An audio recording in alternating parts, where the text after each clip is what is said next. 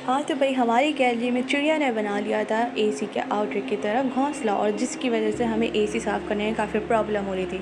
तो मैंने सोचा क्यों ना इसका एक प्यारा सा घर बना दूँ। लेकिन जब मैं घर बनाने लगी तो पी ने मुझे इस काम की बिल्कुल भी परमिशन नहीं दी, क्योंकि जैसे मैं काम करने लगी तो ये मेरे काम के आगे फ़ौरन आ गया और बैठ गया। इतनी देर तक बैठा रहा कि मैं इसका वेट करती रही कि अब जाए, अब जाए, अब जाए। लेकिन भई नहीं जाना था जनाब को। जब नहीं जाना होता जनाब को तो बैठा ही रहता है, बैठा रहता है। और फिर इसके बाद मैंने सोचा क्यों ना कि इसको थोड़े से बिस्किट्स वगैरह दे के, और ये यहाँ पे मार भी रहा था मुझे। फिर इसके बाद मैंने इसको कुछ बिस्किट्स वगैरह दे के इसका माइंड बहलाने की कोशिश की कि किसी तरह से जान छोड़ दे और मैं घर बना दूँ छोटी सी मासूम सी चिड़िया का। लेकिन भाई पूरा इसने अपना सोने का टाइम पूरा किया, खाने का टाइम पूरा किया और उसी जगह पे बैठ के किया जहाँ मुझे काम करना था। लेकिन भाई खैर मैंने भी कोई ज़िद करके इसको हटाया। हटाने के बाद मैंने एक कोई कार्टन लिया, ठीक है, कोई सा भी ले सकते हैं आप। यहाँ पे मैं दराज से असल में चीज़ें मंगाती रहती हूँ, तो मेरे पास दराज के कार्टन में कोई प्रमोट नहीं कर रही हूँ, लेकिन मेरे पास पड़ा हुआ था दराज का ही, तो इसीलिए मैंने दराज का ही कार्टन यूज़ किया। फिर उसके बाद इसको मैंने टेप से बस ऐसे जोड़ दिया, ठीक है, क्योंकि बस थोड़ा सा मुझे ये डर लग रहा था क्योंकि लिजर्ड वगैरह ना आ जाए। तो मैं सोच रही थी इसको पूरा कवर कर दूँ, लेकिन आगे से फिर भी ओपन तो करना था। तो फिर खैर मैंने एक छोटा सा जो है ना एक बनाया, क्योंकि चिड़ियाओं को ज़्यादातर ना क्लोज़्ड स्पेस पसंद होती है, ज़्यादा बड़ी स्पेस नहीं पसंद होती। तो इसलिए मैंने उसका गेट बहुत छोटा सा रखा था ताकि बस वो ईज़िली जाए। और यकीन जानिए कि इतना छोटा गेट रखने के बावजूद उसने जब अपना घोंसला अंदर बनाया है ना, तो उसने नेस्टिंग इस तरीके से की है कि उसने मज़ीद छोटा सा कर दिया और गेट को। लेकिन मुझे खुशी इस बात हुई थी, आगे चल के आप वीडियो में देखेंगे कि किस तरह से उसने एक्सेप्ट किया घर को। और उसने सिर्फ घर को एक्सेप्ट नहीं किया बल्कि उस घर के अंदर उसने इतनी ज़बरदस्त किस्म की नेस्टिंग की कि मतलब मुझे लगा कि वाकई में उसे अच्छा लगा ये घर। खैर मैंने अपनी पूरी एफ़र्ट के साथ उसका घर जोड़ा, अच्छे से बनाने की पूरी कोशिश की। वैसे कोई घर बनाना इतना मुश्किल नहीं होता, आप किसी भी चीज़ से बना सकते हैं। आप चाहें तो वो भी रख सकते हैं जो मट्टी की कुलियाँ आती हैं तोतों की ना, तो लेकिन मैंने देखा है कि अक्सर वो उसको एक्सेप्ट नहीं कर रही होती चिड़ियाएँ वगैरह, और ज़्यादातर इस तरह की प्राइवेट स्पेस चाहिए होती है जहाँ पे कोई हाथ ना लगा सके, कोई झांक के देख ना सके।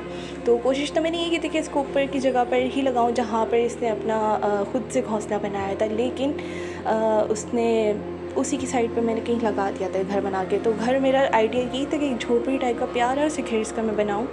और फिर इसके बाद और उसको ना अच्छा, चिड़ियाओं को ज़्यादातर ना थोड़े से नेचुरल लुक ज़्यादा मुझे लगता है अच्छा लगता है उन्हें, क्योंकि जो आर्टिफिशियल होम्स होते हैं वो इतना ज़्यादा एक्सेप्ट नहीं कर रही होती। तो मैंने इसको एक नेचुरल लुक देने के लिए मैंने सोचा कि ना कि सिर्फ इसके ऊपर पेंट कर दूँगी तो एक वुडन टेक्सचर नहीं आएगा, तो इसलिए फिर मैंने इसके ऊपर सोचा क्यों ना मैं आइसक्रीम स्टिक्स भी लगा दूँ, क्योंकि जब मैं आइसक्रीम स्टिक्स लगाऊंगी तो उनको ऐसा फ़ील होगा कि जैसे कोई दरख्त टाइप के घर के अंदर रह रही हैं चिड़ियाएँ, तो शायद वो उसको ज़्यादा अच्छे से एक्सेप्ट करें। और वाकई में ऐसा ही हुआ।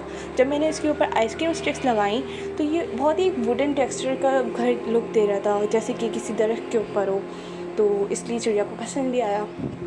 अच्छा, यहाँ पे पेस्टिंग करने में मुझे थोड़ी सी प्रॉब्लम ये हुई थी कि मैंने जो थिन सी एक लेयर लगाई थी, इसमें स्टिक्स प्रॉपर्ली सही से स्टिक्स नहीं हो रही थी। तो मैंने बहुत ज़्यादा गाढ़ा गाढ़ा करके हर एक एक स्टिक के ऊपर ग्लू लगाया था। यहाँ पे आप कोई सा भी ग्लू यूज़ कर सकते हैं। अच्छा, ये चीज़ ज़हन में रखिएगा, अगर आप सिमिटेक्स जो एक समद बॉन्ड सिमिटेक्स का ग्लू आता है ना, अगर आप वो वाला ग्लू यूज़ कर रहे हो यहाँ पर, तो फिर तो आप डायरेक्ट लाइन ही लगा सकते हैं, यानी कि आपको उसको 42 आवर्स तक देने पड़ते हैं, क्योंकि उसकी स्मेल बहुत ज़्यादा स्ट्रॉन्ग होती है। जबकि जो जर्मन वाइट ग्लू होता है उसकी कोई स्मेल नहीं होती है, वो फ़ौरन ड्राई, यानी फ़ौरन तो ड्राई नहीं होता, उसको भी टाइम लगता है, यानी 4 to 5-6 आवर्स लगते हैं ड्राई होने में, लेकिन उसकी कोई स्मेल नहीं होती। तो लेकिन अगर आप जो सिमिटेक्स वगैरह लगा रहे, जो एक येलो टाइप का आपने देखा होगा, सॉरी मेरी बैकग्राउंड के अंदर तरह बकरी चीख रहे हैं क्योंकि ईद का माहौल है यहाँ पर, इसलिए। तो खैर यहाँ पर जो है मैंने जो ग्लू वाइट वाला यूज़ किया है, आप सिमिटेक्स भी यूज़ कर सकते हैं, बट प्रिकॉशंस ये हैं कि अगर आप वो वाला ग्लू यूज़ कर रहे हैं सिमिटेक्स टाइप का, जो येलो टर्किस्टिक से ग्लू होते हैं जैसे कि UHU टाइप जिनमें स्मेल होती है, उसके लिए आपको 42 आवर्स तक एटलीस्ट उसको ड्राई होने के लिए रखना चाहिए। और ताकि जब तक उसकी कम्प्लीटली स्मेल नहीं चली जाए तब तक आप उसकी नेस्टिंग करके, चाहे तोतों के लिए रखें या फिर चिड़ियाओं के लिए रखें, आप नहीं रख सकते, क्योंकि फिर जो है जानवर है परिंदे उसको एक्सेप्ट नहीं करते स्मेल की वजह से, वो उसमें जाते भी नहीं है, ना ही उसमें अपना घर बनाना पसंद करते हैं। तो जब उसमें बिल्कुल किसी किस्म की किसी केमिकल की स्मेल नहीं होगी तभी वो एक्सेप्ट करेंगे, अदरवाइज़ वो नहीं जाएंगे उसके अंदर। अच्छा, तो और हाँ, आप ये भी कर सकते हैं जैसे कि हम मिट्टी की कुलियाएँ हम यूज़ कर रहे होते हैं, कुलिया वगैरह, तो उसके ऊपर भी अगर आप पेंट करते हैं ना, तो इस बात का लाजमी ख्याल रखें कि कोई स्मेल नहीं आनी चाहिए जब तक कम्प्लीटली ड्राई ना हो। तो यहाँ पे मैंने इसको अच्छे से ड्राई होने दिया था, लगाया था। जब ये ड्राई हो गई थी फिर उसके बाद मैंने इसके ऊपर एक्रेलिक कलर किया था।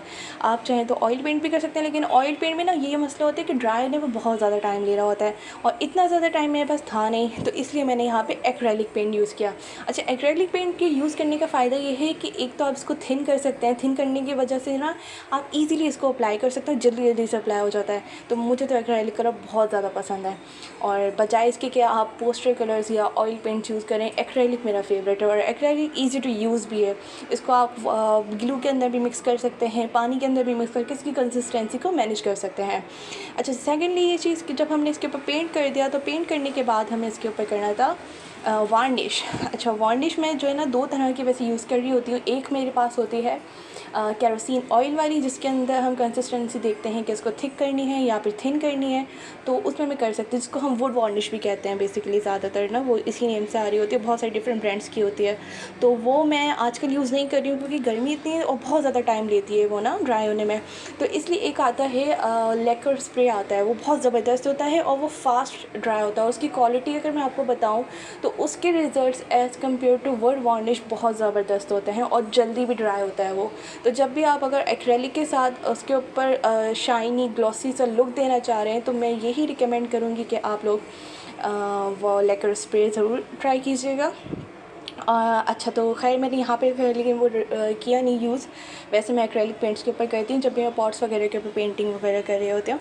इसलिए मैंने ये नहीं किया क्योंकि यहाँ पे किसी किस्म की मैं नहीं चाह रही थी कि स्मेल आए घर के अंदर से और चिड़िया इरिटेट हो, और ये मुझे फ़ौरन उसी वक्त लगाना था क्योंकि बहुत ज़्यादा वो 2-3 दिन से वो हम एक दफ़ा हमने जो है ना उसके सारे उसने घास रख दी थी, हमने हटा दी कि वो कहीं और जाए, क्योंकि ये सेफ़ जगह नहीं थी, वहाँ से उसके अंडे पहले भी गिर चुके थे।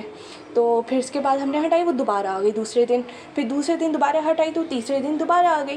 तो खैर इस तरह से वो रिपीटेडली एक्शन अपना करती जा रही थी, बार बार घर बना रही थी। तो मुझे लगा वो बहुत ज़्यादा परेशान है, इसलिए मैंने फिर इस जगह पे उसका घर दोबारा बना के लगाया ताकि वो ईज़िली सेफ़ फील करे और यहीं पर रहे।